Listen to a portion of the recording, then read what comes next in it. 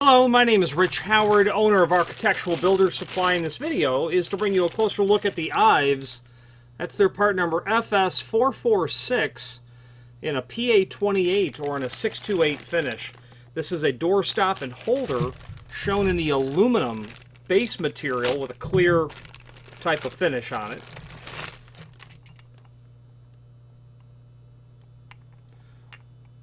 Okay.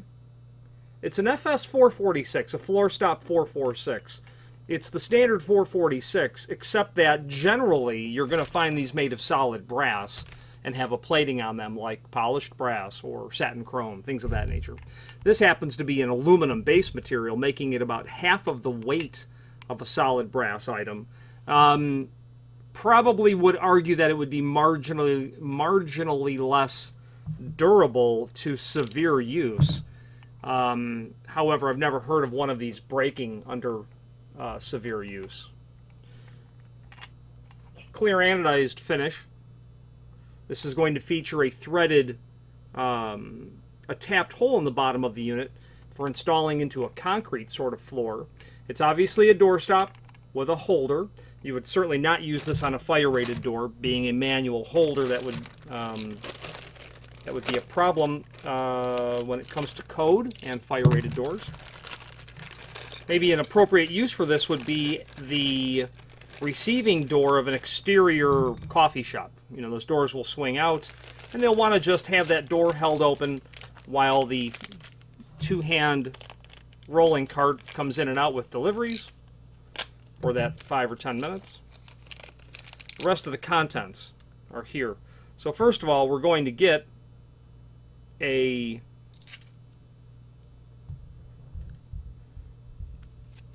your anchor, okay, and this anchor is going to install down into the threaded portion here, and as you rotate this, you're then going to force the sleeve to come out over the cone-shaped portion of the threaded bolt, and that's what's going to give you the anchoring of the unit.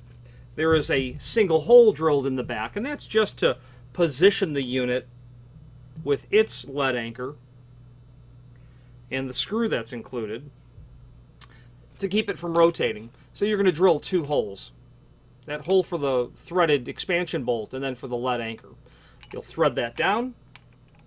Once you get it in position over the lead anchor, you'll then secure it and it won't rotate. You'll have the staple or the holding strike for the door portion. A couple of screws for that.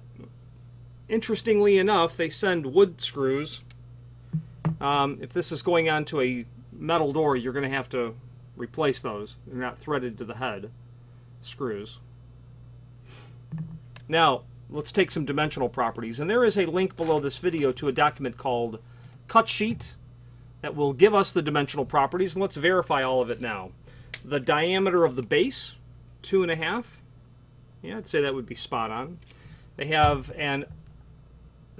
a dimension from the base to the center line of the stop at 2 7/16. And I would say that that would be accurate. Holding it upside down just for ease. 2 7/16. Overall height, they don't give us, but let's gauge that on the camera. Looks like it's about 3 7/8 overall height. Maybe 3 3/4. Overall width of the head, just for recording's sake, about 2 1/8. Now, from the center line of the unit to the edge of the hook, they have that at 2 3/8. Looks right as well. So the important dimension really is, well, not only the 2 7/16 dimension, unless you had a severe undercut, some sort of issue, or you had such a sloped floor so that when the door opened in 90 degrees, the floor was pitched away from the door, which would be normal. You would want a taller unit like this so that it would still make contact. But here's the dimension. So what you'll need from the face of the door to the stop itself when the door's in the held open position. And obviously this will allow you to, you know, move that on an angle should you need to a little bit. I'm going to do this on my desktop here so that I can, well, we can actually gauge that from the drawing. It should be 2 7/8, and I'll explain how I'm seeing that. And I'd say it's probably, yeah, right on it, basically 2 7/8, sure.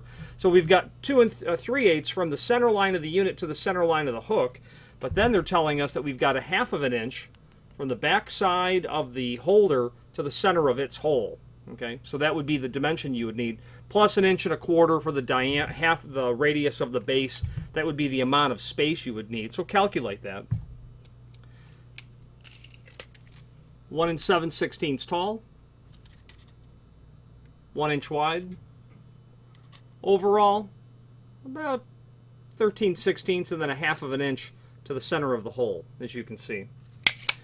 Okay, important to know, the bolt size in the bottom of the unit is 3/8 of an inch. Not every manufacturer has this same type of size. Some are smaller, that's for sure. The question is, what size are we to drill to install that? And it's not indicated here that I can see.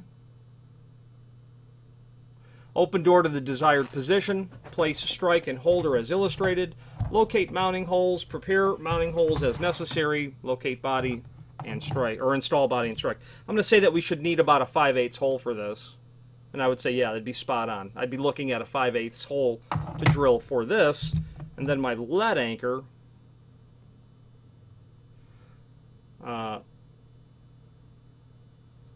you know, they don't give you a really great lead anchor for drilling that. You know, you might need a couple of bits to make this work. The body diameter is about 0.23. The diameter of the head is about 0.415. You know, you could cut that, I suppose, and try to set that in if you had a setting tool. Set that down to run your screw into. You know, again, in that case, this screw might be too long, but just be mindful that that's what they're supplying you with. Now, there's a link below this video to a document called Product Brochure. And before we get to that, let's take a look at the balance of the extended description. Floor-mounted manual doorstop and holder. They give the dimensions. Made of cast brass or aluminum. Accommodates door undercut up to 2.5 inch. That would work, but that would also be measured. That doesn't mean you've got a 2.5 inch undercut. That would be if, again, that floor pitched away and you open that door and then all of a sudden you've got lots of distance there. Replaceable non-marring rubber bumper is the 09-315, and there's a link below this video to this replacement bumper. Not uncommon to buy the bumpers because that's what will fatigue, especially if you're using it in a high-volume exterior northern climate application. Unit functions as a stop, but serves as a hold-open device when the hook is manually engaged in the strike. Unit requires manual disengagement to release the hold-open. That is the language that says you can't use it on a fire door. No manual holders. Expansion shield and lead shield for masonry type mounting. Very good. Now there's a link below this video to the product catalog, product brochure, and that will allow us to review the FS446 and the FS450, the two sister products. The 446 has that threaded hole. The 450 will give you 3 holes drilled and countersunk in the base for a surface mount. If you're going to put this right down to a floor, like a wood floor, you'd want the FS450, not the 446. It refers to the finishes that it can be done in.